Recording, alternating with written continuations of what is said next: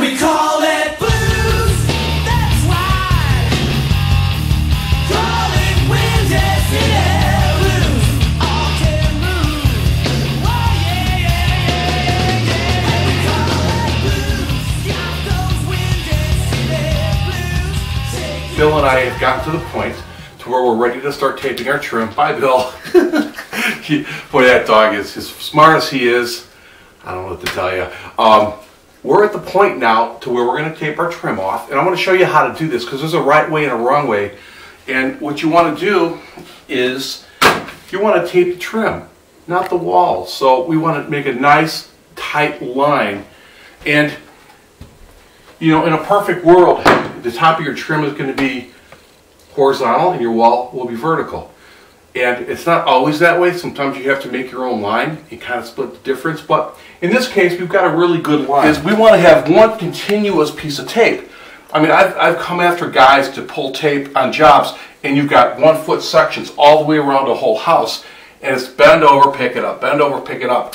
When you do one full continuous piece, all you have to do is pull the end, and the whole piece comes off. So what I do is I take hold the tape, I tack it down in one spot, so where it's a perfect 90, and I put it right on that edge, and I go like this with. I stick it with my left hand, I put it on, stick it with my left, and on my right hand, what I'll do is I'll drive the tape along. I'll keep some tension on there, and I'll put it right there, and I'll put it right there. I take it this way, and keep going, and then I'll pull off a little more than I need to go past where I'm going.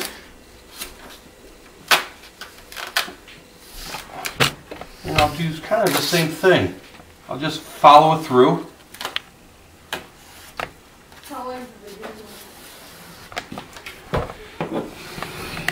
And I'll burnish the top. This is called burnishing.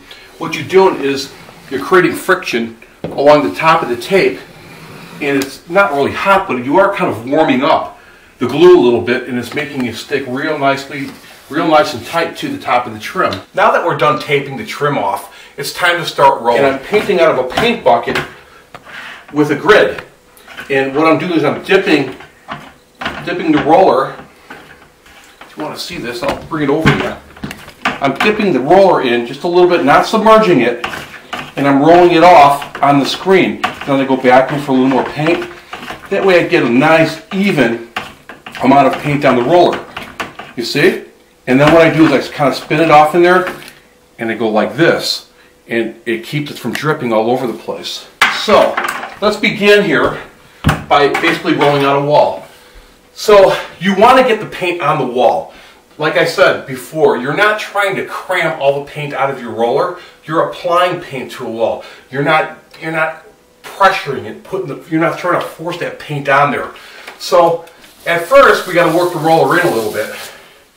And this is a brand new roller, it's kind of fresh.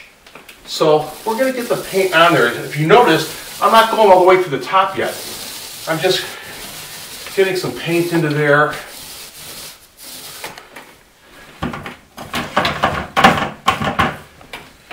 Now because we're doing 2 coats, what I like to do is I like to roll a coat on, then I'll cut it in.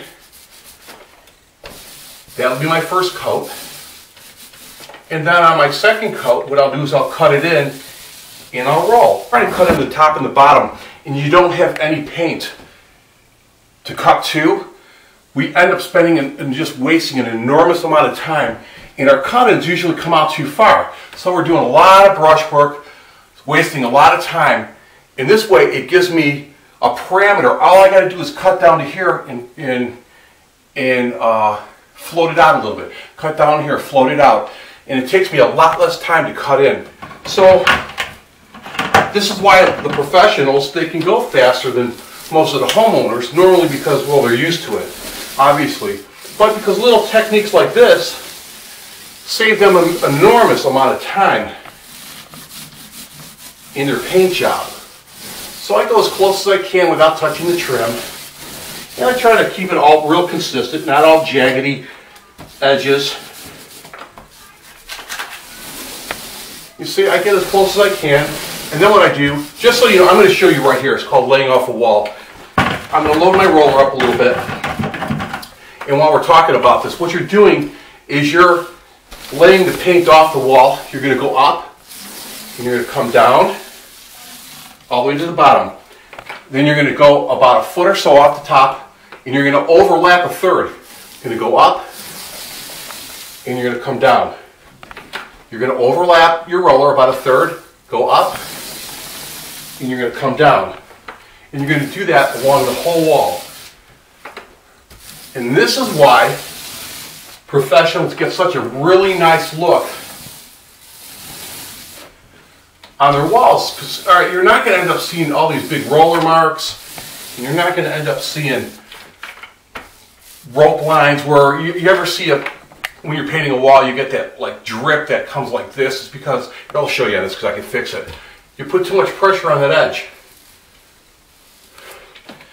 And lots of people will leave that and think, oh, that looks beautiful. Well, it's not a textured wall. That's not our objective here. It's to lay that wall off real nice and not have ropes.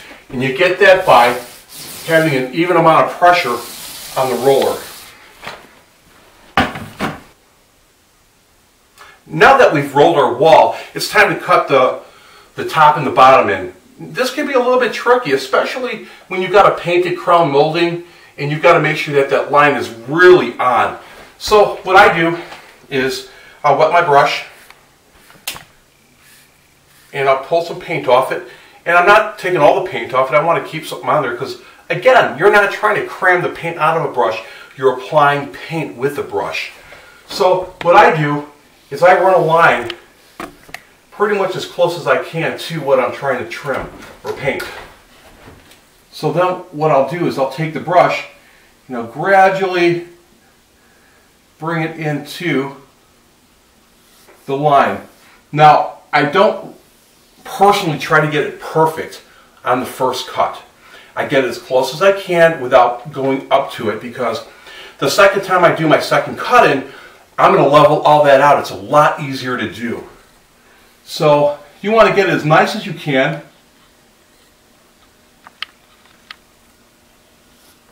Like I said, you don't go with a fully loaded brush. You're going to bring that line with the paint from the wall in the tip just a little bit up. Now, granted, this is difficult to do a real nice job, but you can do it. I know you can do it. You just have to take your time and use the techniques that I show you, and don't take a fully loaded brush like this with tons of paint and try to cram it into that corner. You're never going to get it to look nice. We're ready to do our second cut in. Now we've got a finished wall. We've rolled it and cut it in, and what we did is we brought our line up as close as we can without being totally perfect, and we made sure we didn't get the paint onto the crown molding. We just went a little bit under or on where we need to be. So on your second cut, what you're going to do is, it's a lot easier.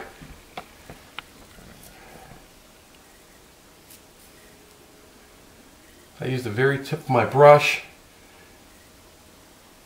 and what I do is I kind of fill in the area.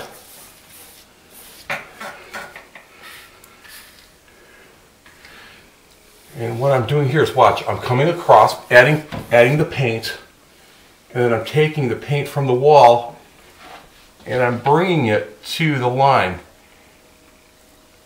And I'm using my arm as an extension. See that?